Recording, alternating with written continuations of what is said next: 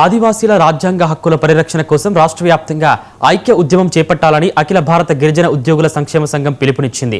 Schedule ప్రాంతాల్లో గిరిజనుల భూములు హక్కులను కాపాడుతున్న 1/70 చట్టాన్ని రద్దు చేసే ప్రయత్నాలను తీవ్రంగా వ్యతిరేకిస్తామని స్పష్టం చేసింది. గిరిజన ఐక్య కార్యాచరణ సమితిని ఏర్పాటు ప్రకటిస్తూ జీవో నెంబర్ 3ను పునరుద్ధరణ, రాజకీయ రిజర్వేషన్ల విస్తరణతో పాటు ఆదివాసీల హక్కుల పరిరక్షణపై కీలక తీర్మానాలు ఆమోదించారు. ఈ తీర్మానాలను సీఎం, గవర్నర్, జాతీయ ఎస్టీ కమిషన్, రాష్ట్రపతికి పంపనున్నట్లు నాయకులు వెల్లడించారు.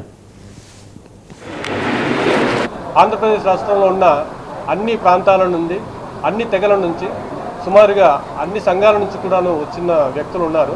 మేమంతా కలిసి ఒక ఇంటిగ్రేటెడ్ ఫార్ములాతో దీన్ని ముందుకు తీసుకెళ్ళి మా సమస్యలకు పరిష్కారం చేసుకోవాలన్న ఒక సదుద్దేశంతో మేము ఉన్నాము.